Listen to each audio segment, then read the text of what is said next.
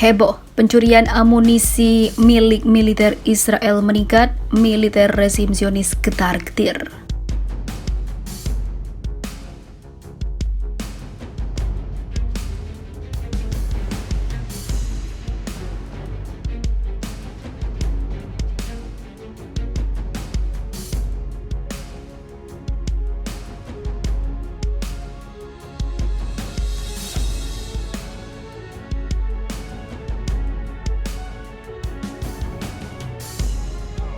The most important thing is the mutual learning. There's no feeling of one army teaching the other, but of learning together.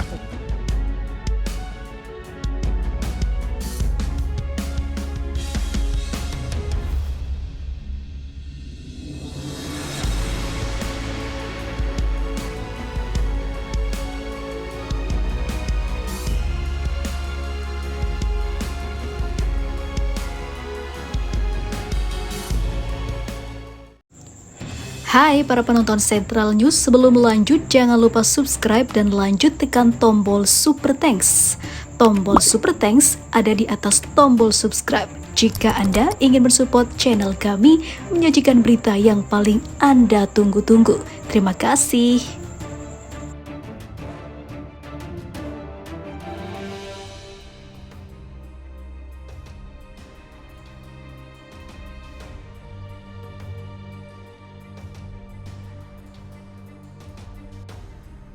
Pencurian puluhan ribu amunisi dari gudang senjata rezim Zionis menyebabkan kekhawatiran keamanan Israel. Media rezim Zionis mengumumkan sekitar 26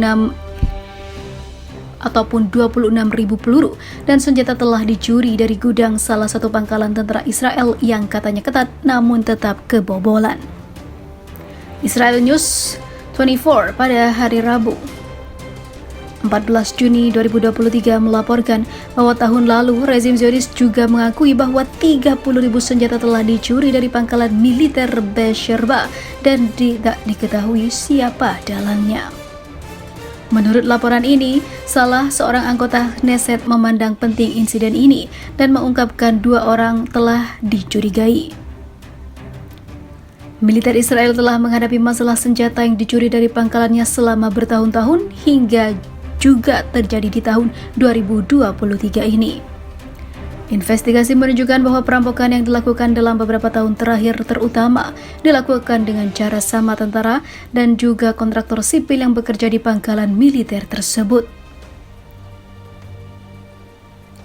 Tak hanya itu, ribuan amunisi yang disiapkan untuk melakukan pertempuran juga hilang.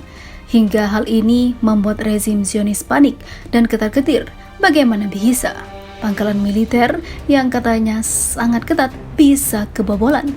Sistem yang salah atau dari tentaranya yang tidak mau melakukan aksi dan hanya koar-koar saja dan menganggap dirinya yang paling kuat?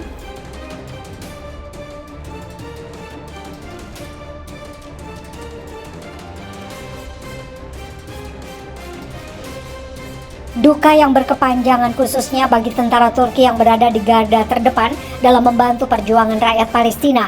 Memang ada tentara dan pasukan khusus yang dikirim ke Palestina oleh Erdogan untuk membantu para warga dari serangan tentara Zionis. Tidak hanya itu saja, dikabarkan militer Turki membawa jet tempur umat Islam buatan negaranya untuk menyerbu dan meratakan pemukim ilegal Zionis yang tanahnya hasil rampasan dari warga Palestina. Sementara itu pasukan Palestina juga bergabung dengan tentara Turki dengan menggunakan jet tempur andalan negeri Erdogan ini. Palestina berhasil merontokkan jet tempur Israel yang dikirim Amerika Serikat hingga meluluh lantakan beberapa pemukim ilegal yang dibangun Zionis di atas tanah ribuan hektar tanpa persetujuan PBB dan lain-lain. Keserakan Zionis memang layak untuk dibalas. Tidak ada tempat untuk mereka bersenang-senang. Kami akan membalas semua yang telah mereka lakukan pada saudara kami. Maka dari itu jet tempur umat Islam ini akan selalu siap sedia menumpas para Zionis. Bicara soal jet tempur umat Islam pertama yang menjadi andalan perang ini, maka berikut adalah spesifikasi Turkish Fighter eksperimental, langsung bikin gempar publik. Industri dirgantara Turki atau Turkish Aerospace Industry menjulukinya jet tempur siluman pertama umat muslim. Julukan itu bukan tanpa alasan. Batalnya pembelian jet tempur siluman F-35 Joint Strike Fighter oleh pemerintah Amerika Serikat mendorong Turki untuk berdikari di bidang industri dirgantara dan teknologi dari sisi biaya. Pembuatan pesawat ini memakan anggaran sekitar 100 miliar US dollar, hampir 1.400 triliun. Dana sebesar itu untuk pengembangan pembangunan hingga pengoperasian armada yang terdiri dari 12 unit atau 1 skuadron. Sebagai pembanding, Amerika Serikat saja harus merogoh kocek 70 miliar US dollar atau sekitar 941,7 triliun untuk mengembangkan dan membangun 194 unit F-22 Raptor. Lantas bagaimana spesifikasi dari TFX, sang jet tempur siluman pertama umat muslim? F-22 Raptor melansir Air Force Technology, TFX akan mengintegrasikan bodi siluman yang terbuat dari komposit karbon canggih, fungsinya sebagai radar reflektif. TFX akan menggabungkan kemampuan terbaik dari pesawat tempur siluman dan air superiority dengan kemampuan serangan udara ke udara serta udara ke darat. Menggunakan 2 mesin dengan 1 pilot yang tampil dengan 2 mesin 12 ton serta mampu beroperasi pada ketinggian maksimum 16,76 km. Dari sisi kinerja, TFX direncanakan memiliki kecepatan maksimum 2 kali kecepatan suara dengan jangkauan operasional hampir 1.111 km. Pesawat ini menggunakan radar aktif electronically scanned arrays yang akan dikembangkan oleh Alesan. Dari segi persenjataan, TFX akan dilengkapi rudal hypersonic stand-off missile yang dikembangkan oleh Tubitak.